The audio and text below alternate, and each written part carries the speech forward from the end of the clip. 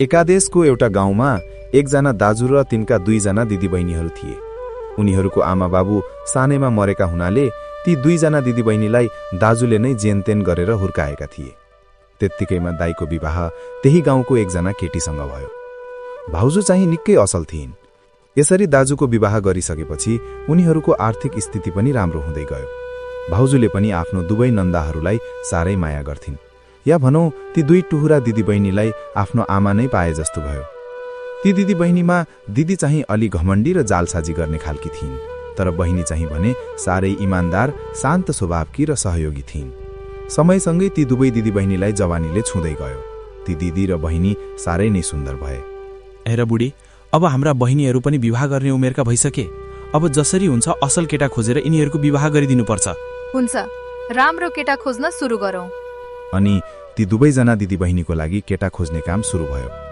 यसरी केटा खोज्ने क्रममा दिदीलाई भने त्यही गाउँको अलि हुने खाने केटाले मन पराएको रहेछ। त्यसपछि दिदीको विवाह त्यसै केटासँग भयो। दिदीलाई पनि के चाहिएको थियो र? उनी आफू सुन्दर हुनुको घमण्ड त छँदै थियो, झन् त्यसमा पनि आफूले धनी श्रीमान पाएकोमा उनको खुट्टा भुइँमा नै थिएन। उता बहिनीलाई पनि त्यही गाउँको एकजना केटाले सागै मन पराउँदो रहेछ, तर ऊ आफू गरिब भएको कारणले गर्दा उसले केही पनि भन्ने हिम्मत गरेको रहेनछ। यसरी विवाहको कुरा चलिसकेपछि त्यो गरिब केटालाई आफ्नो मनको कुरा भन्न करै लाग्यो। म तिमीलाई साह्रै मन पराउँछु, तर म गरिब छु। मैले पनि तिमीलाई मन पराएकी छु, तर भन्न सकेकी थिइनँ। केटा अलि गरिब छ, मेरो बहिनीले दुःख पाउँछे, म यो सम्बन्ध स्वीकार गर्दिन। यसरी दाइले आफ्नो विवाह गरिदिन नमानेपछि उनीहरूले भागेर विवाह गरे।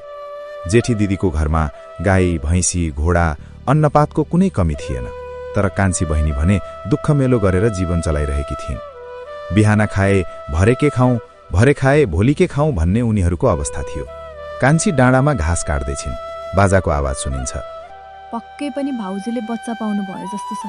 दिदी दिदी, भाउजूले बच्चा पाउनु भएको जस्तो छ, अब हामी जानुपर्छ। ओहो, साँच्चै? हाम्रा दाजुको त सन्तान नै हुँदैनथे। यो त साह्रै खुसीको कुरा हो। उनीहरूको दाजुको सन्तान नभएको पनि होइन, तर न्वारानको दिनमा नै बच्चा मर्ने गर्थ्यो।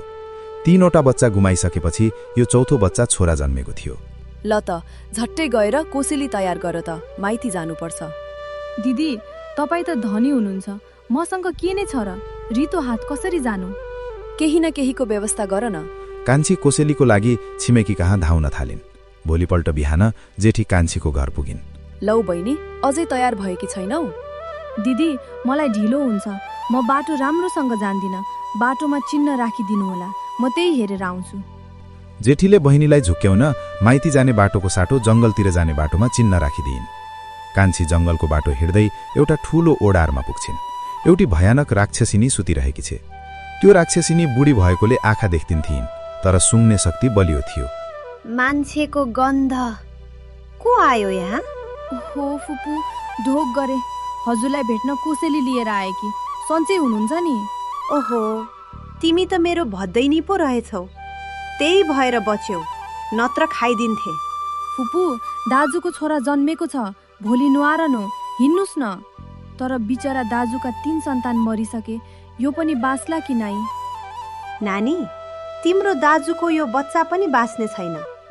हाम्रा जातका राक्षसहरू गएर त्यसलाई मार्नेछन्। लौ न फुपू, यो त हजुरकै सन्तान हो, बचाइदिनुस् न।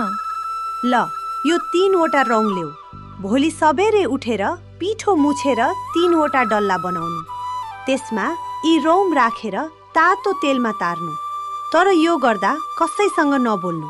जब ती डल्ला तेलमा तातिन्छन्, बच्चा मार्न आउने राक्षसहरू जलेर मर्नेछन्। मान्छेको गन्ध, आज त भोज हुने भयो। खबरदार, यी मेरी भदैनी हुन्, यिनलाई केही गर्न पाउँदैनौ। राक्षसहरू डराएर भागे। राक्षसिनीले कान्छीलाई माइती जाने बाटो देखाइदिइन्। माइती घरमा उत्सव छ। कान्छी ढिलो गरी पुग्छिन्। ओहो नानी, आउनुभयो? ठुली नानीले त तपाईँ आउनुहुन्न भन्नुभएको थियो। जेठी दिदी बहिनीलाई देखेर छक्क परी र डराई। भोलिपल्ट कान्छीले फुपूले भने झैं पिठोको डल्ला तेलमा तारिन्। जंगलमा भयंकर आवाज आयो र राक्षसहरू मरे। यो सबै राक्षसनी फुपूको उपायले गर्दा भएको हो। राक्षसहरू मरे, अब हाम्रो भदा सुरक्षित छ। सबैजना कान्छीको बहादुरी देखेर खुसी भए। न्वारन धुमधामसँग सकियो। बहिनी, तिमीले मेरो सन्तान बचायौ। दाजुले कान्छीलाई एउटा गाई र जेठीलाई एउटा कुकुर उपहार दिन्छन्। कान्छीले आफ्नो इमान्दारिताको फल पाइन् र जेठीले आफ्नो कर्म अनुसारको उपहार। दुवै दिदीबहिनी खुसी भएर घर फर्किए।